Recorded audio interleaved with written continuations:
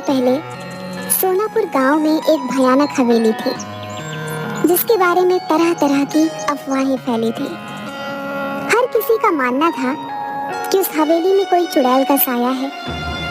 काफी बार गांव वालों को वहां पर चुड़ैल के होने का एहसास भी हुआ था।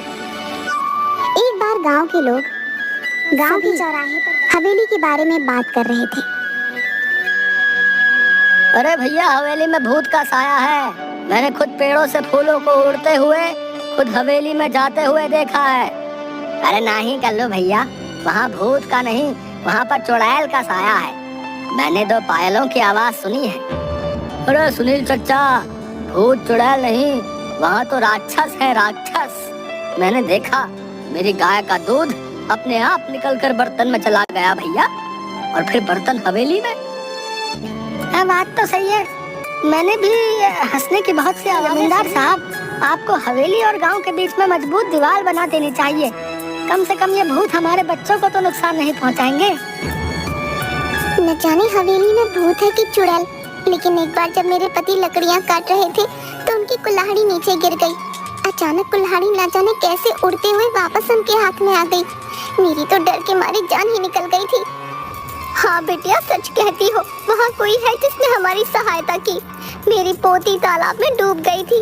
अचानक तेज हवा चली और मेरी बेटी तालाब से उड़ती हुई बाहर आ गई। देखो भाइयों, मेरा बेटा अमेरिका से वापस आ रहा है। कुछ दिनों के बाद वो वापस चला जाएगा। उसे इन सब घटनाओं के बारे में खबर नहीं होनी चाहिए। उसके जाने के बाद मैं ये दीवार पक्की करवा दूंगा। गांव के ही किसान का बेटा भीखू खाद लेने शहर जा रहा था। रास्ता हवेली के सामने से ही गुजरता। जब वह हवेली के आगे से डरता हुआ पहुंचा तो उसने देखा एक सुंदर सी लड़की उसके सामने आकर खड़ी हो गई। तुम कौन हो और यहाँ क्या कर रही हो? तुम्हें नहीं पता ये हवेली भूतिया है?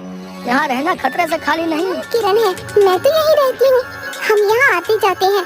भूत तो नहीं देखा हमने कभी। अच्छा, पर ये तो भूतिया हवेली है और लोग कहते हैं यहाँ भयंकर चुड़ैलें रहती हैं। ये सब सुनकर भीखू मन ही मन डरने लगा। उसके दिमाग में यही चल रहा था कि जो कुछ भी आज तक उसने सुना वो सच है या झूठ। तभी किरण बोली, तुम्हें पता है मैं हवेली में ही रहती हूँ। अब ये क्या कह रही हो? पूरा गांव जानता है कि इस हवेली में भूत चुड़ैल रहती है। तुम चुड़ैल भूत जैसी चीजों पर विश्वास रखते हो? मैं फालतू में ही इतना सोच रहा हूँ। ये लड़की होकर भी नहीं डर रही। ये भूत चुड़ैल मन का वहम है, ये सच्चाई थोड़ी ना है।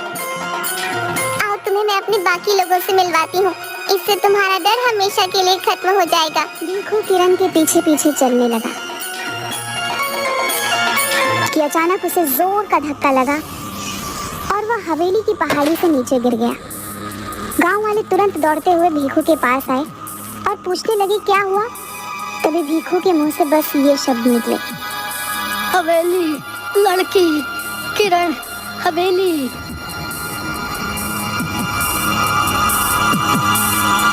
अब तो गांव में डर का भयानक माहौल बन गया था। सबको विश्वास हो गया था कि हवेली में किसी किरण नाम की चुड़ैल का साया है जिसने भीखू को मार दिया है। इस घटना के अगले दिन ही जमींदार साहब का बेटा राजेश अपने दोस्त मयंक के साथ गांव आ रहा होता है। हे भगवान, शाम हो गई है। हवेली के आगे से राजेश भैया, आप उस हवेली की तरफ मत देखना, कहीं उन चुड़ैलों का साया आप पर भी ना पड़ जाए। अरे राजेश, ये तेरा ड्राइवर क्या कह रहा है? चुड़ैलों का साया? गांव के अंधविश्वासों का तो अपना ही मजा है। अरे ड्राइवर भैया, आप चुपचाप गाड़ी चलाओ ना, ये सब अंधविश्वास है, हम सब ये नहीं मानते। भैया, आज तक इस भूतिया हवेली में कोई एक रात नहीं गुजार पाया। बड़े बड़े लोग आए और बड़े बड़े दावे किए और फिर हार मान कर चले गए। अरे हम पढ़े लिखे लोग हैं, अमेरिका से आए हैं, हम इन सब बातों को नहीं मानते। ये सब अंधविश्वास है। अगर हमें सचमुच भूत प्रेत देखने को मिल जाए तो इन छुट्टियों का मजा आ जाएगा। क्यों राजेश? क्या हुआ बिरजू? अरे ये गाड़ी के आगे इतने सारे फूल कैसे पड़े? लगता है किसी ने हमारा स्वागत करने के लिए रखे। तो अब यहाँ रुकना खतरे से खाली नहीं भैया। मैंने अभी अभी किसी को यहाँ से जाते हुए देखा है। ये सब हवेली की चुड़ैलों का काम है। अरे तुम खुद ही सब कुछ करके शर्मिंदा हो जाते हो। मैं सब जानता हूँ। गाँव वालों ने ये फूल बिछाए होंगे, लेकिन अब अपना नाम बताना नहीं चाहते। राजेश भैया, मैं झूठ नहीं बोला। जब आप हवेली में एक रात बिता लेंगे तो आपकी सोच भी बदल जाएगी। यार बिरजू, तुम पहले घर पहुंचाओ, बाद में देखेंगे। अभी तो बहुत जोर से भूख लगी है। मेरे पेट में तो हाथी, चूहे, भूत, प्रेत सब दौड़ रहे हैं।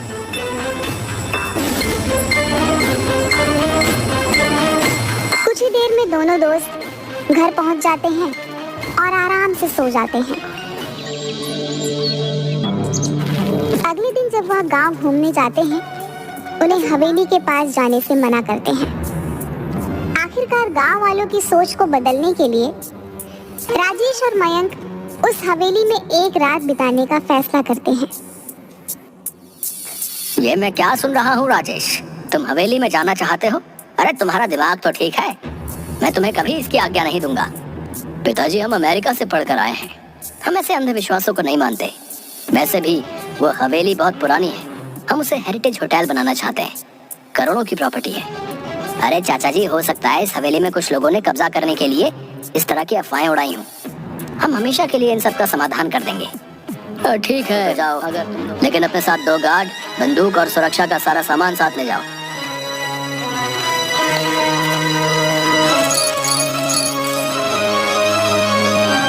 आप लोग सो जाइए, हम सब बाहर ही बैठे हुए हैं। कोई भी बात हो तो तुरंत आवाज दीजिएगा। राजेश उठ यार, ये सब क्या हो रहा है? अबे ये पलंग और ये गाने की आवाजें भी आ रही हैं। ये खुशबू, ये तो कमल के फूल की खुशबू है। लेकिन इस पुरानी हवेली में कमल का फूल कहाँ से आया? इतनी मीठी आवाज तो सिर्फ परियों की हो सकती है, भूत और राक्षस की नहीं। या फिर हम लोगों को डराने के लिए ये किया जा रहा है।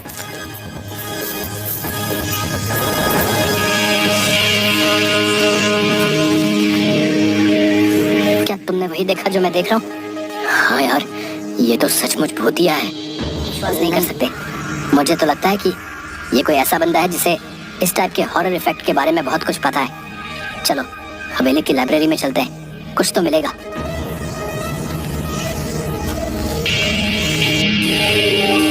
ये किताब पहले ये हवेली उन्हीं परियों का अतिथि गृह हुआ करता था, जहाँ पर वे अपना समय बिताने आया करती थी।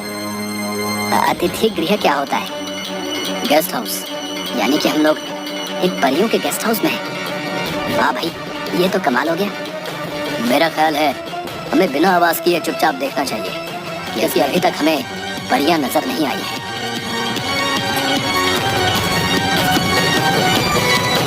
इसके बाद वो परियों का इंतजार करने लगते हैं। तभी अचानक उनके सामने जादुई संगीत बजने लगता है और बहुत सारी परियां सामने प्रकट हो जाती हैं। मैं हुस्न परी हूँ, हमारे घर में आपका स्वागत है। हमें खुशी हुई कि तुम हमारे यहाँ आए। आप दोनों तो कितनी अच्छी हो, तो आप लोगों से लोग डरते क्यों हैं? इसका जवाब तो वही दे सकते हैं। क्या तुम दोनों को भूख लगी है? हाँ, भूख तो लगी है। जो खाना लाए थे वो तो कब का खा चुके हैं हम दोनों। क्या तुम हमारी मदद करोगे इस हवेली की सफाई करने में? हाँ, क्यों नहीं। आवाज सुन जब गार्ड धीरज और मुन्ना अंदर आता है तो उसे मयंक और राजेश उड़ते हुए दिखाई देते हैं, पर परियां नहीं दिखाई देती। वो डर कर उन्हें छोड़कर वहां से भाग जाते हैं और जमींदार के पास पहुंचते हैं। जमींदार साहब, गजब हो गया। लगता है राजेश भैया और उनके दोस्त को भूतों ने अपने कब्जे में कर लिया थे। हे भगवान, अब क्या होगा? मेरे बच्चों को प्रेतों ने अपने कब्जे में लिया है। भूतों ने नहीं, चुड़ैल ने किया है, क्योंकि वहाँ से लड़कियों की आवाजें आ रही थी। वो गाना भी गा रही थी। हमने पायलों की आवाज भी सुनी। सभी गांव वाले बुरी तरीके से डर जाते हैं। मयंक और राजेश अगले दिन जैसे ही सूरज उगता है वो अलविदा कहते हैं। हम पर विश्वास करने के लिए धन्यवाद राजेश और मयंक, लेकिन गांव वाले हम पर भरोसा नहीं करते। इस हवेली से हमारी यादें जुड़ी हैं, इसलिए जब भी मन करता है तो कुछ वक्त बिताने हम यहाँ आ जाते हैं। लेकिन भीखू पर हमला तो सुबह हुआ था। मैं यही बताना चाहती हूँ, भीखू पर हमला हमने नहीं किया। हम तो सिर्फ गांव वालों को शहर से भागकर आए हुए तस्करों से बचाने की कोशिश कर रहे थे, जो सुबह के समय इस हवेली में छुपे रहते हैं और रात को तस्करी के लिए निकल जाते हैं। परियां राजेश और मयंक को बताती हैं, जिस दिन पहाड़ी से गिरकर मर गया, उस दिन परी उसकी रक्षा कर रही थी, लेकिन सिर्फ भीखू को ही दिखाई दे रही थी। जब तस्करों ने भीखू को हवेली की तरफ आते हुए देखा, तो उन्होंने उसे पीछे से धक्का दे दिया ताकि उनका रहस्य किसी और को न पता चल जाए। तो क्या तस्कर आपको नहीं देख सकते? नहीं, हमें सिर्फ वही देख सकता है जिसके आगे हम अपने आप को खुद दिखाना चाहें। हमने गांव वालों को तस्करों के बारे में बताने की काफी कोशिश की, लेकिन डरपोक गांव वाले हवेली में नहीं आए। आपको परेशान होने की कोई जरूरत नहीं। गांव की रक्षा के लिए इतने सालों तक हमारा साथ दिया है। आपकी सच्चाई हम सभी गांव वालों को बताएंगे और हम सभी गांव वालों के साथ अगले हफ्ते दीपावली मनाने यहाँ आएंगे।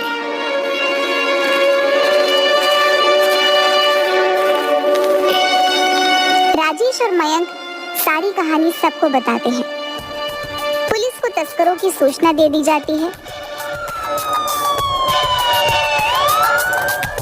पुलिस छापेमारी करती है और गिरफ्तार कर लेती है। अरे आज तुम सब लोग हत्या चढ़े हो। अब देखो इंस्पेक्टर टोंडे तुम लोगों के साथ क्या करता है। सबके नाक में दम करके रखा था। थानेदार साहब धन्यवाद वक्त से आने के लिए। आप इन सबको कड़ी से कड़ी सजा दिलवाइएगा। इन्होंने भीखू की हत्या भी की है।